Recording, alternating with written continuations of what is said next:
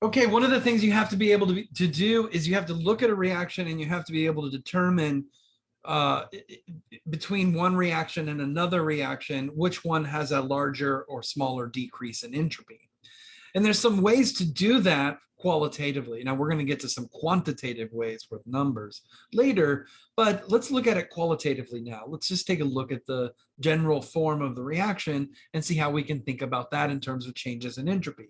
In general, right, the number of degrees of freedom, the more microstates there are in the products, that means there was compared to the reactants, that means there was an increase in entropy and vice versa. Now, what does that mean?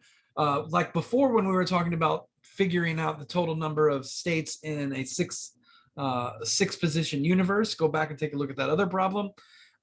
We decided that the more particles there were, the more ways there were to arrange the number of microstates. Now, in a small universe, that changes if we start to fill up every location.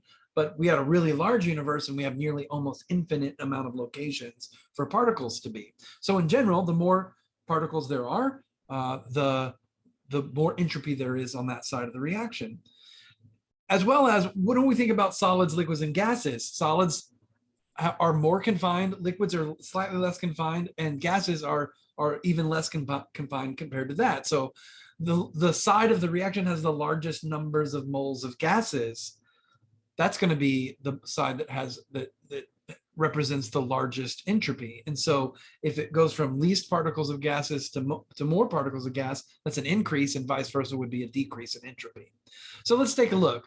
Let's take a look at the first reaction. H2 plus O2 goes to H2O2. So that's two particles to one particle. So we're decreasing entropy in that case. So that's not the one. Same thing. Well, it's not the same thing that's going on in question number 2. We're having, or reaction number 2, bromine plus fluorine goes to let me make sure I got the nomenclature correct. It goes to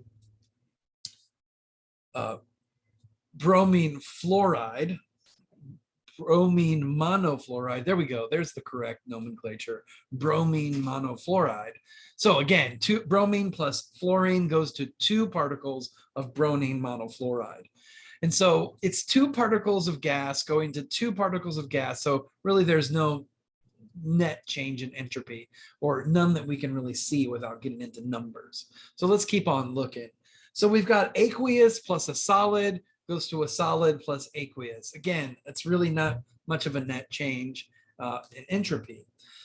What do we have here? Water, let's go to the very last one. Water gas goes to water liquid.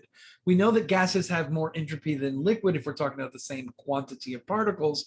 So this one actually is a decrease in entropy because I'm going from a gas to a liquid. All right, let's get to the answer. This is the actual answer. It's this one, the 4th reaction. And what's going on there? I have 4 particles of nitrogen dioxide plus 6 particles of water, producing 4 particles of ammonia and 7 particles of oxygen. And so what do I have? 10 particles of gas on the left. I have 11 particles of gas on the right. So that's more particles of gas in the product side. So this one is the one that it proceeds with the greatest increase in entropy. Okay.